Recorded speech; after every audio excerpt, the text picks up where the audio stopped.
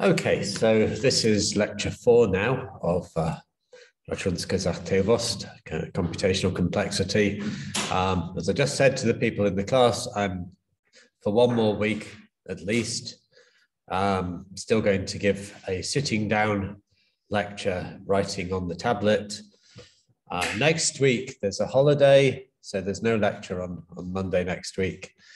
In 2 weeks' time, hopefully, I'll be back to writing on the board. In 2 weeks' time, we're also going to start the student seminar presentations. So that's on the 8th of November in the 3rd hour of the lecture on Monday, the 8th of November. Okay, so today's lecture is going to be in today's lecture, I'm going to present one of the most fundamental results of the course, essentially the theorem that made computational complexity the field it is today. And what I'm going to talk about is a particular NP problem, so a particular problem that is solvable in non-deterministic polynomial time. So this is lecture 4, and let's write the problem down. It's a very famous problem.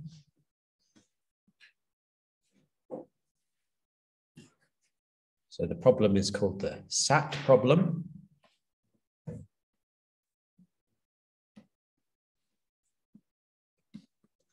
And it is, I'm going to describe it in more detail, but concisely stated, it is the problem given a formula, as it's called in propositional logic. Is the formula satisfiable? I'll make the definitions later. And the very important fact about the SAT problem that was proved by Steve Cook in, I think, 1970 or 1971, and independently by Lievin, a Russian mathematician. And this is that the SAT problem is as hard as, it's an NP problem, but it also can be shown to be as hard as any NP problem. So it is as hard as it is possible for an NP problem to be. And mathematically, we have a concept that captures that, which we're going to define. That's the notion of NP completeness. So we're going to show that the SAT problem, the satisfiability problem, is NP complete. So today we're going to talk about the SAT problem and NP completeness.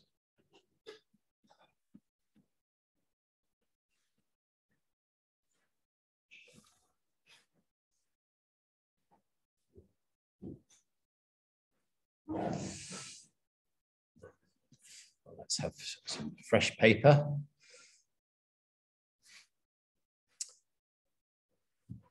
So last week we were already able to state the famous open question P equals NP. Well, we've not just state it, but we've had all the definitions, so we know what that question means now.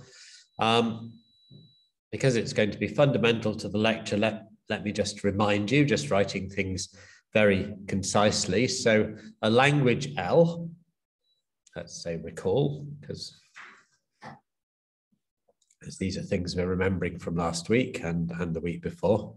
So a language L, that's a set of words over some alphabet sigma, which we think of as a decision problem. Given an input word, does the word belong to L or not? And so such a language encodes a problem, and we've seen that lots of problems can be encoded as languages. And the problem is polynomial time, so the language L belongs to P, if and only if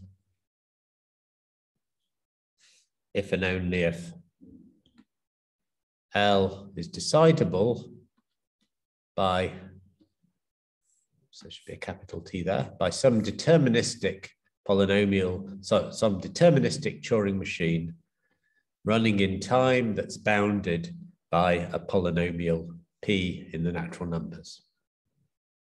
So this This isn't quite the same definition we've given, but it amounts to the same thing. So this is for some polynomial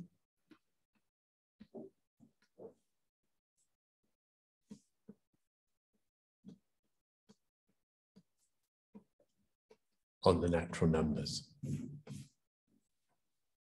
It's polynomial time if there's a deterministic Turing machine that decides it, says either an input word belongs to the language or does not belong to the language, and it always makes its decision in polynomial time where the polynomial is in the length of the input string.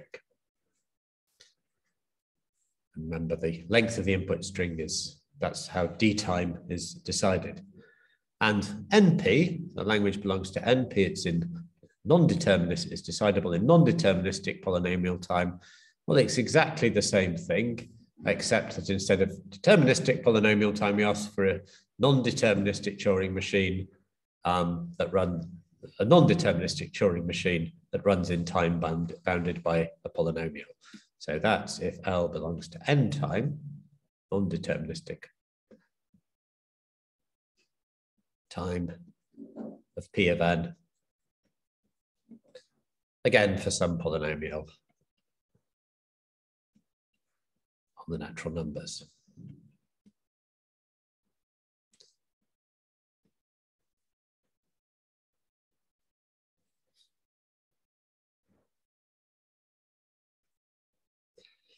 And here, remember that deterministic time meant that for any string of length n, so for all strings of length n, the runtime of the Turing machine is at most, well, it's bounded by a constant factor of, but we can absorb that constant factor in the polynomial as well.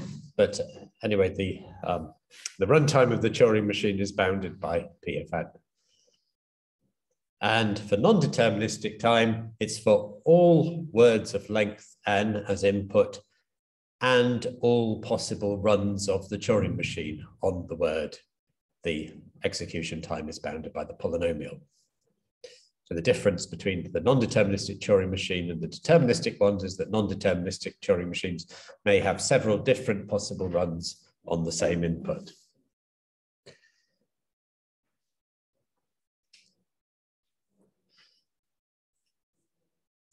And just to remind you of the context, so we think of P is the, intuitively we think of it as the class of efficiently solvable problems. So that's our heuristic.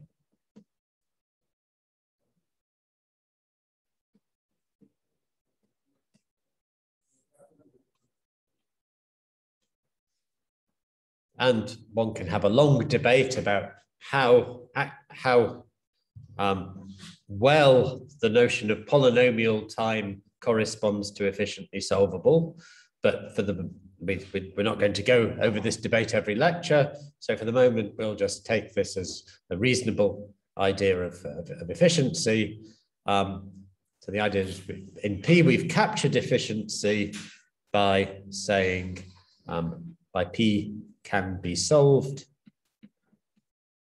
in polynomial time, where again, polynomial time means in time bounded by some polynomial on the natural.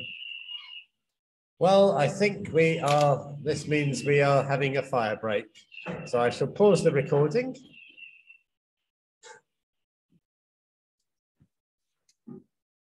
Okay, let's finish. So sorry, we had a fire alarm break there, but everything, or burglar alarm, we're not sure, but there was no fire. Let's finish the words. So P can be solved in polynomial time. And the other handle we have on the class NP is, so instead of, the definition is problems solvable in non-deterministic polynomial time, but it's a bit hard to know what that means.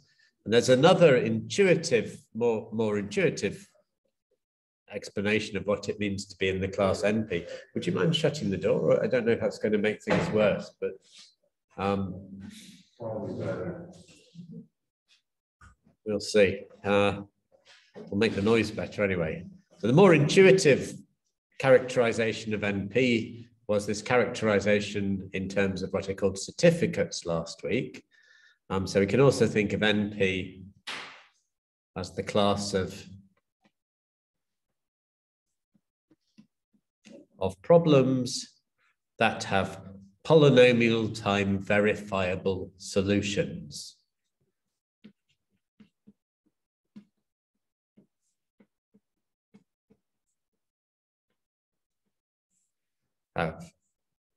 Well, who's the, let's say whose solutions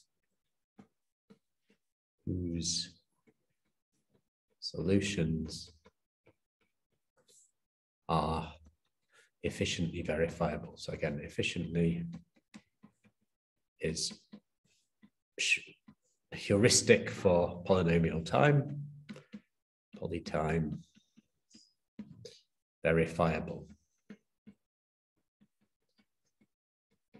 So it's the contrast between P, problems that you can solve in polynomial time, and NP, the potentially wider class of problems that you don't need to solve them in polynomial time, but if somebody gives you a solution, you can verify it in polynomial time. And just so, I didn't feel I explained this terribly clearly last week, but it's actually very straightforward to understand by a simple example. So if we consider the problem of 3 coloring a graph, which we've mentioned a couple of times in this course so far. So there, the problem itself is you're given a graph as input and you need to see, does there exist a 3 coloring? And nobody knows how to do that efficiently. You need to look through different colorings and try and find one that is a 3 coloring. Nobody knows how to do that efficiently. So we don't know if that belongs to the class P. But on the other hand, we can verify a solution efficiently in that if somebody gives us a coloring of the nodes of the graph, an assignment of colors to the nodes of the graph, we can, running a very efficient algorithm, we just need to locally check every coloring to make sure that every color assigned to one node is different from the colors assigned to different nodes. So if somebody gives us a purported, that's a candidate coloring of the graph, we can check that it actually is a 3 coloring very efficiently. So that's an example of being able to efficiently verify a solution. If somebody gives you something they claim to be a solution, we can efficiently verify that it is indeed a solution. So that's an NP, but we don't know how to efficiently find a solution ourselves. So what we're going to do today, we're going to focus on this one main problem, the SAT problem. So today,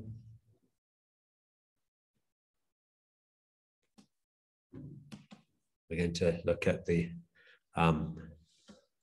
SAT problem.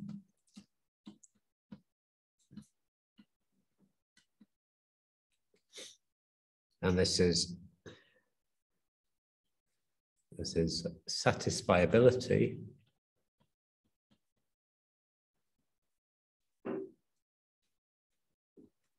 for logical formulas, a very simple logic, what's called propositional logic. So satisfiability for formulas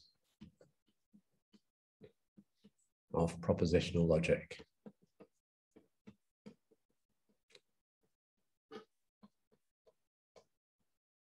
Don't worry if you don't know what that is. I'm going to explain the definitions. Remember what we're going to see, and this is going to be quite easy. Firstly, is that SAT is in NP.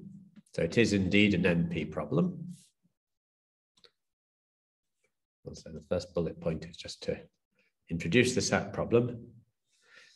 But the more interesting part and the real departure, the main content of today's lecture, is going to be the second part, well, the next part, which is that SAT is as hard as any other NP problem.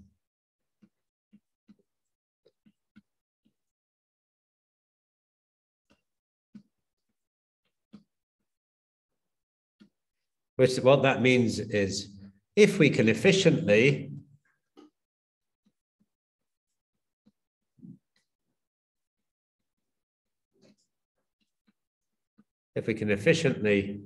solve SAT,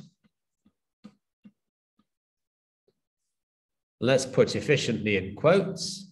And when I put efficiently in quotes, what I mean is always polynomial time. So if we can in deterministic polynomial time solve SAT, then we can efficiently, so again in deterministic polynomial time, solve any NP problem.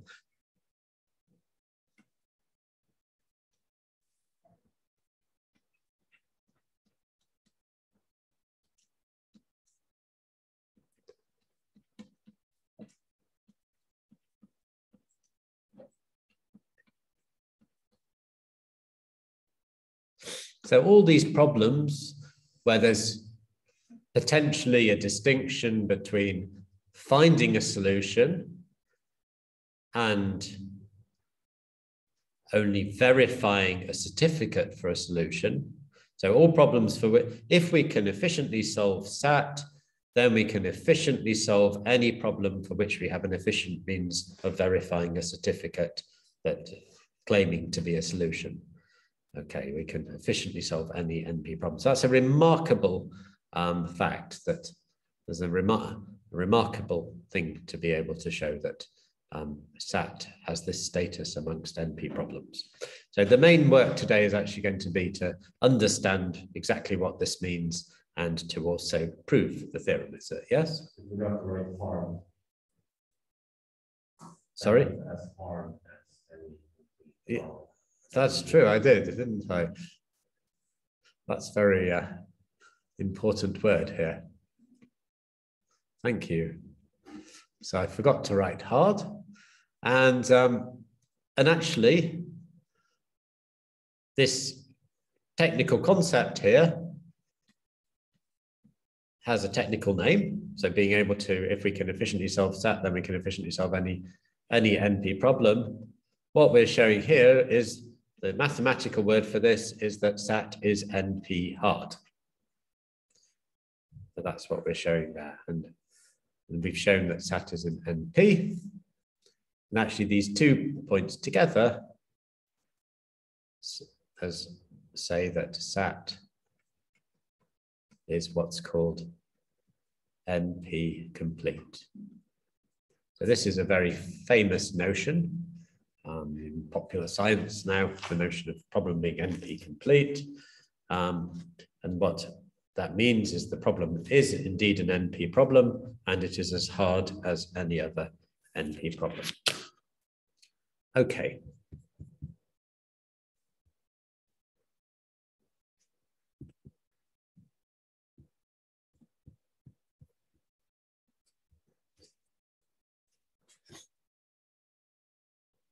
So I want to define the satisfiability problem. I need to do this because it's important to have the problem defined in using the notation I'm going to use. And but just out of interest, how many people know what the SAT problem is before I define it? Okay, not everybody. That's okay. Good.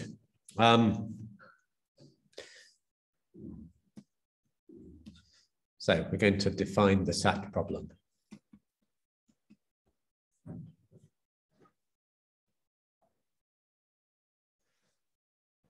So the SAT problem, the satisfiability problem, is the input is a Boolean, is a formula in propositional logic.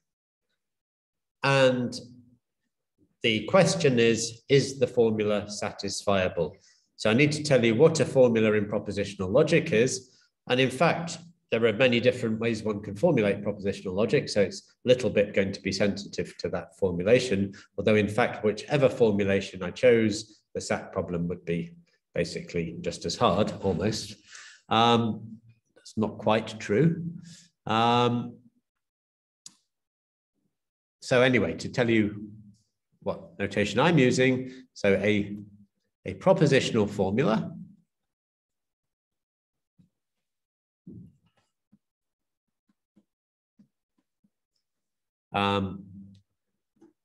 is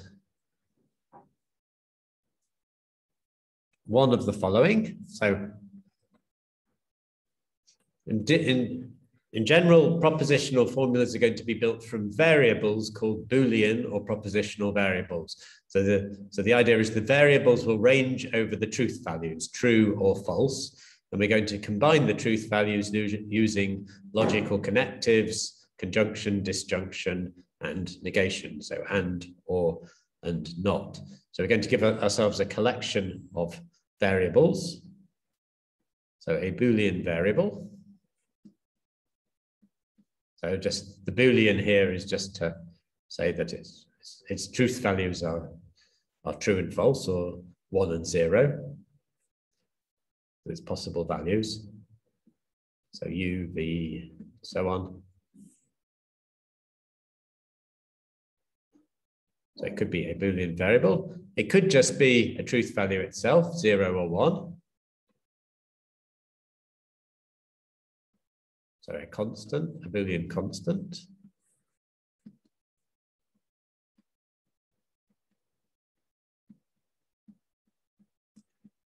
So 0 is going to be false, and 1 is going to be true.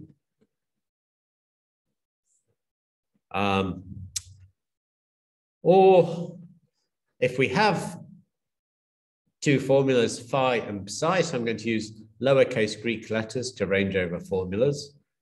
If we have two formulas, we can combine them using and, or not to form new formulas. So if phi and psi are already formulas,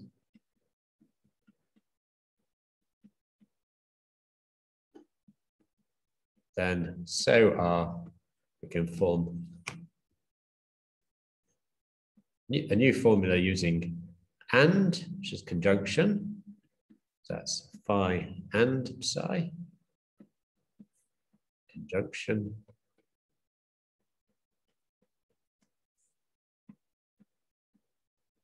Using or, that's disjunction. Phi or psi.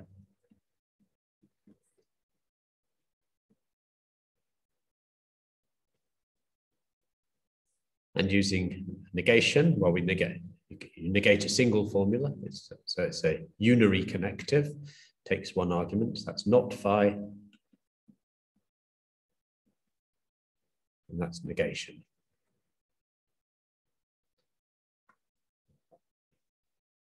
Okay. So I'll give so let's give an example.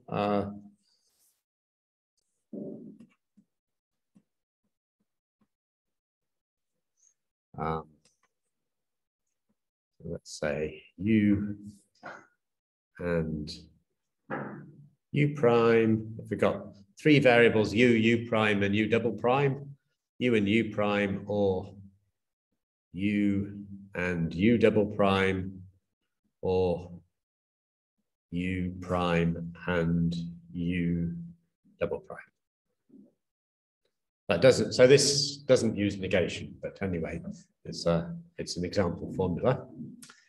The idea of, so U is a variable here, well, U prime and U double prime are variables. And the idea of such a formula is it's giving us a Boolean function on the values of its variables. So we assign its variables 0 and 1, and we compute a function from it using the truth table definitions of and, or, and not. So the meaning of the connectives is defined by the truth table definitions of and, or, not. So if we have inputs X and Y,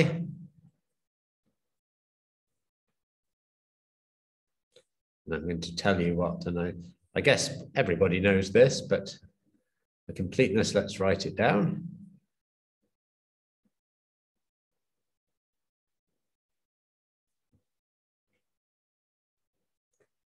And not X.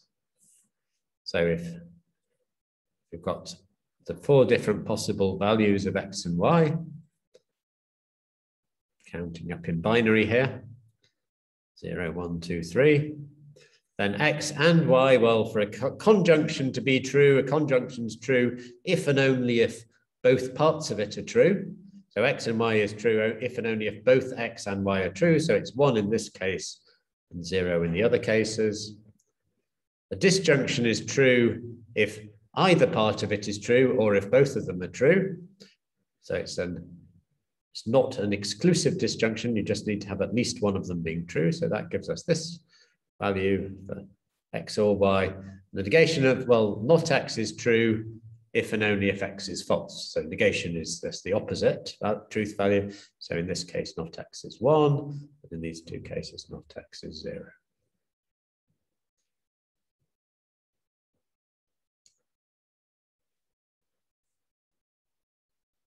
And what we say is that a formula phi is satisfiable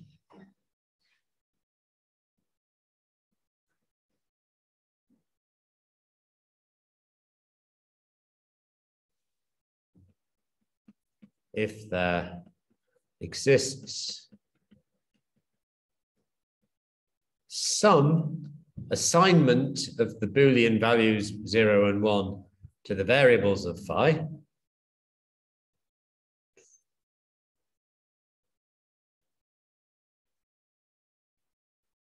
assignment of 0, 1 values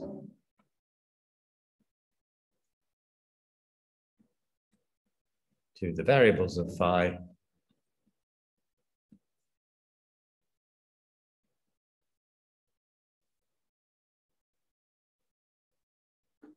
let's call it rho, such that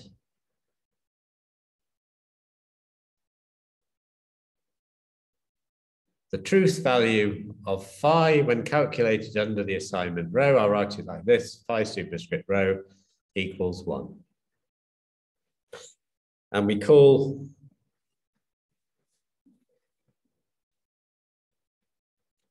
any such rho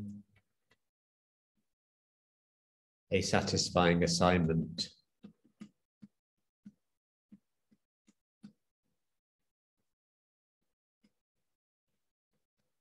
for phi. So phi is satisfiable if and only if it has some satisfying assignment. So let's check that we understand what this means. So let's look at this formula here. I'm just trying to see if I can remember how to copy it. I think it's, before I remember how to copy, it's actually going to be quicker for me to just write it out again. So, example. So let's look at the same formula again. So this was u and u prime, or u and u double prime, or u prime and u double prime. So is this satisfiable? Anybody? Yeah, if we set everything to 1, then u and u prime will be 1, u and u double prime will be 1, u prime and u double prime will be 1, so it's 1 or 1 or 1, which is also 1. So if you set anything to 1, that's okay. So are there any other assignments that? Set u to 1 and the rest to 0.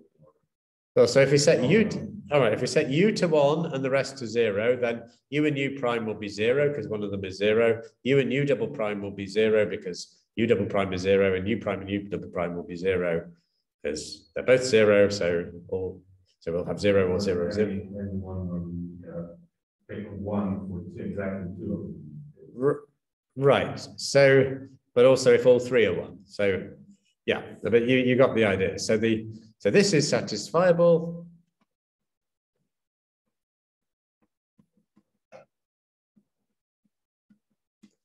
And the satisfying assignments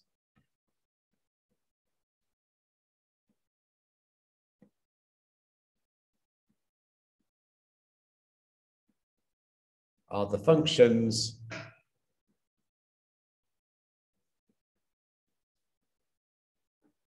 but map at least 2 of the 3 variables to 1. You map all 3 to 1. The functions are the functions that map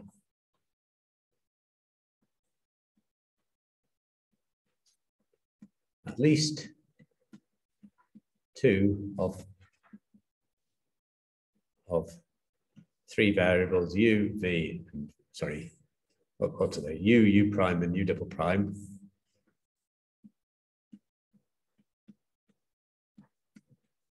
To 1.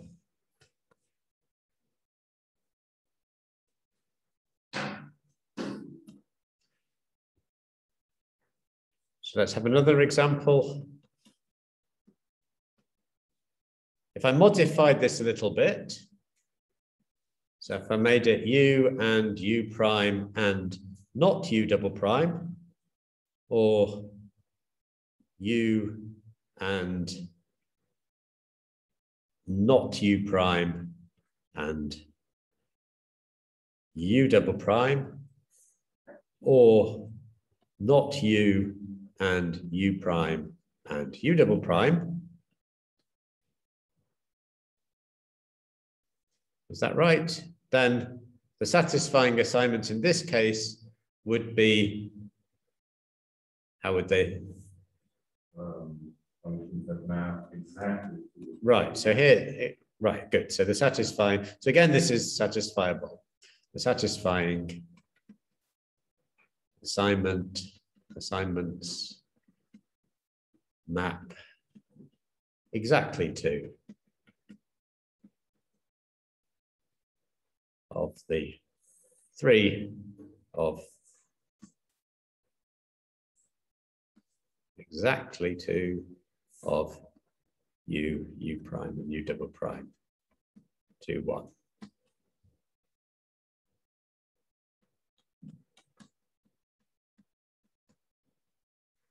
Another example. So can anyone tell me a formula that's not satisfiable?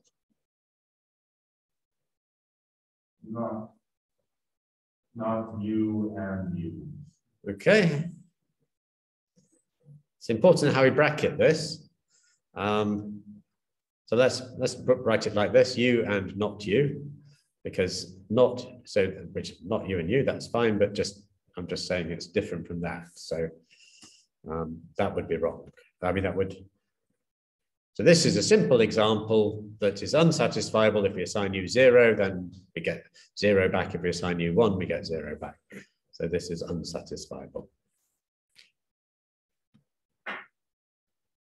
So the negation of satisfiable in English is unsatisfiable.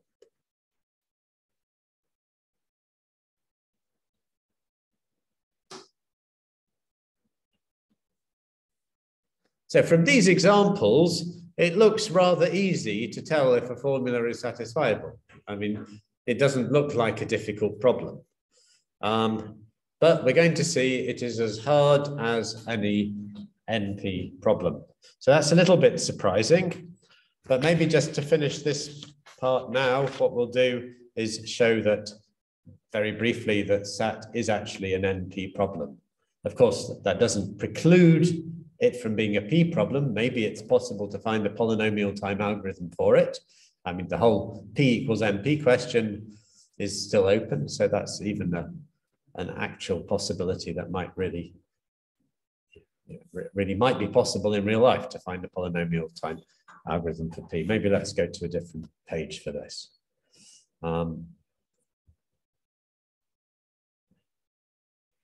Let's just actually finish and define.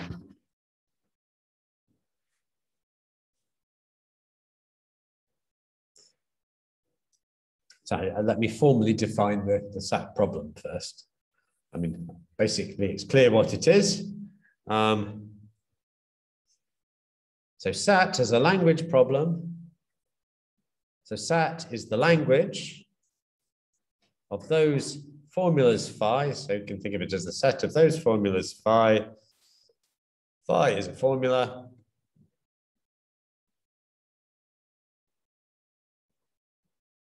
And phi is satisfiable.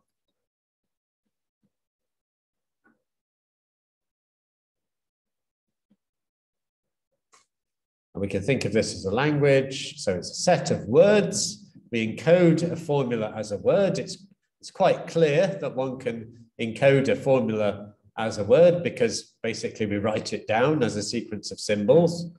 But this we'll have this as a word. I'm not going to tell you exactly how to encode it, but there are different. But it's quite natural to have this set here as a subset. I suppose I should put this on the next line to be clear what it is. So this is a subset of. I'll have a signature. Sorry, I'll have an alphabet for the satisfiability problem. And so this is a set of words over that alphabet where it's not really important what sigma sat is. We could have it as 0, 1 if we wanted. In the textbook, everything is done over the alphabet 0, 1. But for me, to make the satisfiability problem, to encode it naturally, I would put in constant 0 and 1 for the truth values, symbols for negation, and conjunction and disjunction, and some symbols for building up.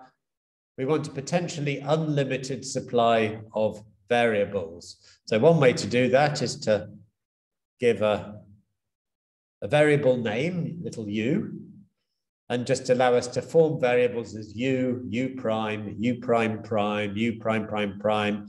So for that, I'm going to add a prime, that's an apostrophe, to the alphabet. So apostrophe or prime. I mean, it doesn't matter really, but just this allows one to encode formulas in a natural way. I haven't put any brackets in, so using this notation, I mean, if one wants to nicely encode formulas without brackets, the best way to do it is to use something like reverse Polish notation. So for example, you and not you. So this is just one example, e.g. you and not you, reverse Polish notation, you give the the operation first and then both arguments. So it'd be and you, not you.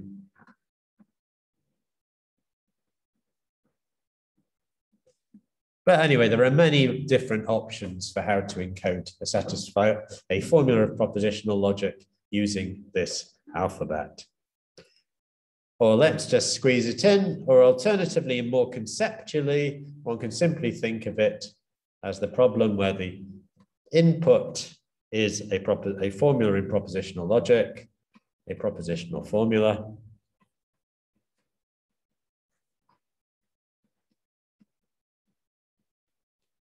And the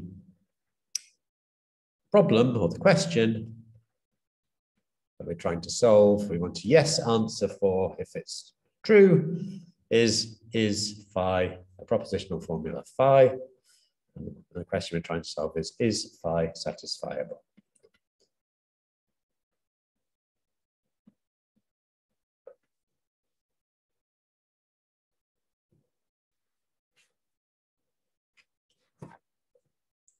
Okay, before the break, well, it's 9 o'clock, but anyway, let's at least do a tiny bit of work before we break. It's not going to take long. So I'm going to show you that SAT is an NP problem, and then we'll have the break. Okay, so I want to do that.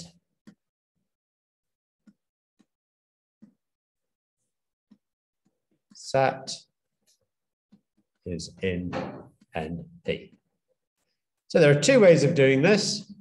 I could give you a non-deterministic Turing, I mean, we could describe a polynomial time non-deterministic algorithm for solving the SAT problem. But it's usually, as you will have seen in the exercise classes last week, it's usually easier to give a certificate that show that the problem is satisfiable using the certificate definition of NP. So we say what a certificate is, and we argue that it's efficiently verifiable whether or not a certificate is a solution. So we're going to use the certificate definition of NP. So we want to say what a certificate is for a formula that says that it's satisfiable. Wow, I've got quite a big spider crawling over my desk here. I don't know. Oh, no, it's gone on the floor anyway. So given a formula phi, what would a certificate be that we can, so we can efficiently verify that a formula is satisfiable? So any idea what would you expect? Yeah, very good. The satisfying assignment. That's what we want. Well, we give it an assignment and we want to verify that it's a satisfying one.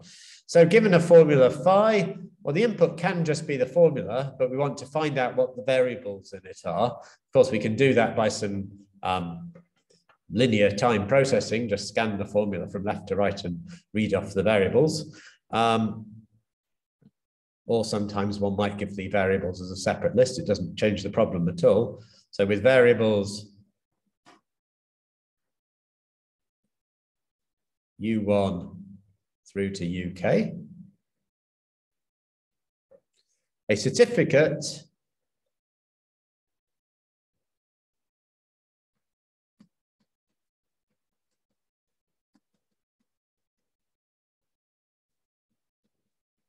that phi is satisfiable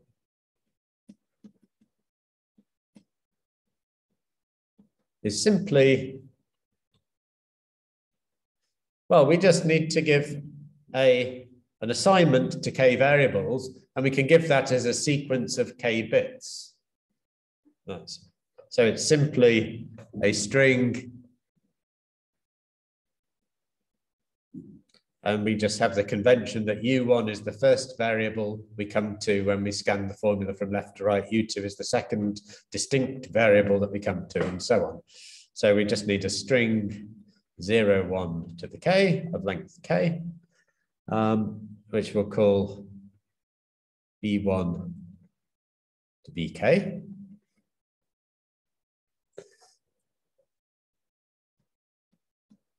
Such that the assignment variable UI maps to BI, maps to value BI, is a satisfying assignment.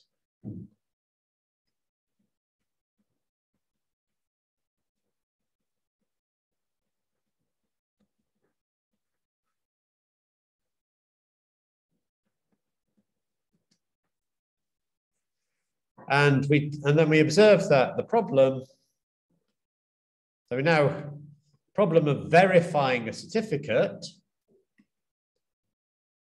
So what's the problem of verifying a certificate? Well, now the input is phi, a formula phi with variables U1 to UK, together with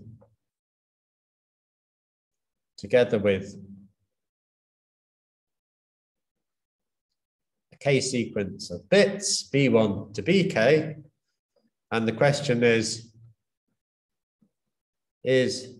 B1 to BK a satisfying, well, actually, let's write it like this again.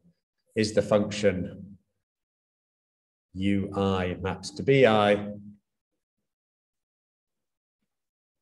a satisfying assignment for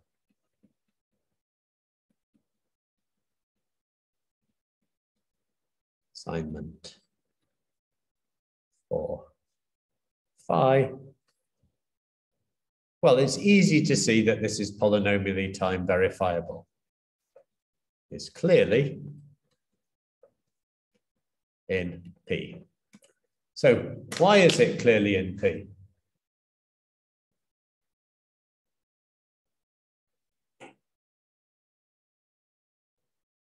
So our input is a formula phi together with k truth values.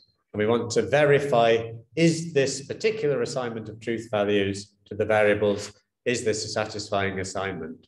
Why is that polynomial time checkable?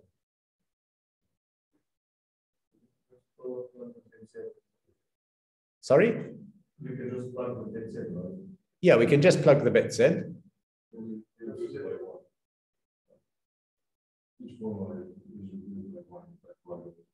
Right, plug the bits in, and then what do we do with the logical connectives?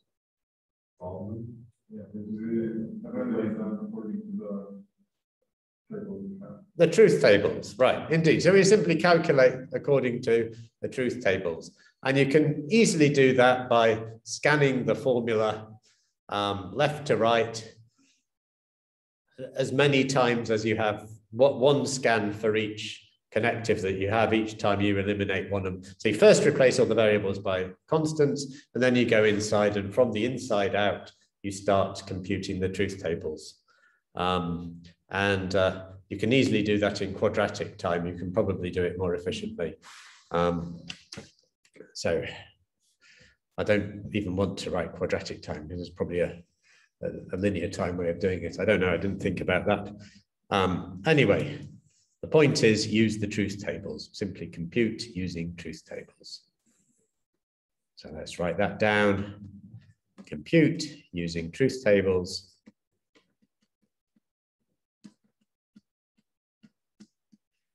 And I shall pause the recording and we'll have a break.